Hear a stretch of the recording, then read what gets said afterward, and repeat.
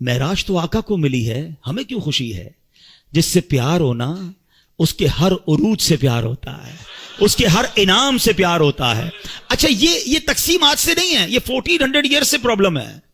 کچھ لوگ اس دن بھی پریشان ہوئے تھے جب معراج ہوئی نا، تو اس دن بھی کچھ لوگ اعتراض کر رہے تھے، یہ کیسے ہو سکتا ہے؟ رات کے تھوڑے حصے میں آپ جناب بیت المقدس بھی ہو کر آ گئے، آسمانوں کی سیر کر کے آ گئے۔ آرگیومنٹ ہوا تھا، مکے میں ہنگامہ ہو گیا تھا، کفار مکہ مذاق اڑا رہے تھے۔ ارے وہ گئے تو تھے حضرت ابوبکر صدیق کے گھر پہ اور جہاں کر کہا تھا، اے ابوبکر جس نبی سے محبت کرتے ہو پتہ ہے وہ کیا کہتے ہیں؟ ابوبکر صدیق رضی اللہ عنہ کہنے لگے، بتاؤ میرے آقا کیا کہتے ہیں؟ کہ وہ کہتے ہیں کہ رات کے تھوڑے حصے میں بیت المقدس ہو کر آ گئے۔ اب پتہ ہے یہ کتنا مشکل تھا سمجھنا ان کے لیے۔ عقل یہ کہتی ہے کیونکہ بیت المقدس کی جو جرنی تھی فرام مکہ ٹو فلسطین، اٹس اباؤٹ 1 month جرنی، 1 مہینے کا گھوڑوں پر اونٹوں پر سفر تھا، مہینہ جانا مہینہ واپسی، اور رات بھی نبی پاک یہاں ہیں، فجر میں بھی یہاں ہیں، اور دعویٰ یہ ہے کہ میں رات ہو کر آیا ہوں۔ بڑا شور مچا، سبحان اللہ۔ صدیق اکبر نے کہا اگر میرے آقا فرماتے ہیں تو سچ فرماتے ہیں، آقا فرماتے ہیں تو حق فرماتے ہیں۔ اچھا لوگوں نے بڑا آرگیو کیا،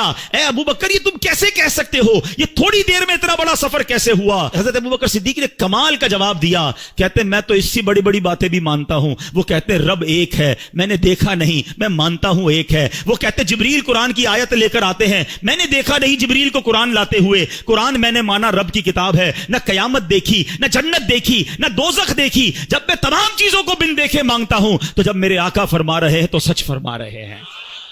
اچھا اب تھوڑا سا لاجیکلی بھی سمجھا دو، ینگسٹر بیٹھے ہیں آج کل، بڑی کنفیوژنز پھیلائی جاتی ہیں، یار یہ معراج جو ہوئی تھی نا یہ خواب میں ہوئی تھی، انکار تو کر نہیں سکتے، قرآن میں ذکر ہے، تو کہتے معراج ہوئی تھی مگر خواب میں ہوئی تھی۔ اب میں ذرا لاجیکلی آپ کو سمجھا دیتا ہوں۔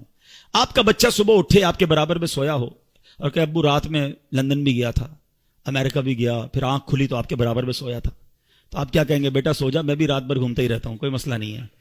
خواب میں تو ساری دنیا ہی گھوم رہی ہے نا، تو اس میں اچھا اب مزے کی بات دیکھو، جو 27 رجب کی صبح مکے میں آرگیومنٹ کریٹ ہوا، سچ بات بتاؤں یہ ہمارا بھلا ہو گیا۔ مجھے ایک بتاؤ بات جھگڑا کیا ہوتا اگر نبی پاک یہ اعلان فرمایا ہوتا میرے آقا نے کہ میں خواب میں بیت المقدس گیا ہوں، تو پھر اعتراض کس بات کا ہے؟